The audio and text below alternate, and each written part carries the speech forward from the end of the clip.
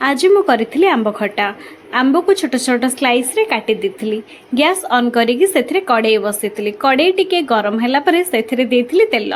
तेल टिके गरम होला परे सेथिरे मु देथिली पंचफुटण। पंचफुटण फुटिला परे सेथिरे मु देथिली सुखिला लंका दुईटा। सुखिला लंका दुईटा टिके भाजी होला परे सेथिरे मु पकेइथिली अदा। अदा टिके भाजी होला परे सेथिरे मु काटिकी रखिथिबा आंब को ऐड करथिली। आंब को 2 मिनिट भाजिला परे सेथिरे मु ऐड करथिली हेंगु, हळदी गुंड, लूण। ये सबू देकी ताकू 5 मिनिट भाजिला परे तापरे देथिली मु सेथिरे अल्प किछि पानी देला परे सेथिकु मु बॉयल हबा पई ताकू 5 मिनिट छाड़ीथिली। आंब हमर भल भाबरे सिझी होला परे सेथिरे मु ऐड करथिली मो गुड़ आउ चीनी।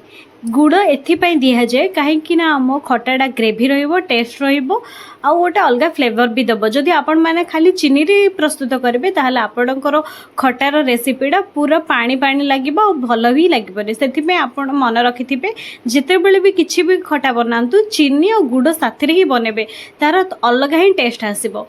तो गुड़ चीनी को मु ऐड करथिली। गुड़ चीनी को ऐड कला परे 5 मिनिट पुणी मुझे छाड़ी 5 मिनिट छाड़ा भितर आंब को आम बेसी टाइम भी छाड़ा दरकार नहीं कहीं आम आगुरी भाजी देचे।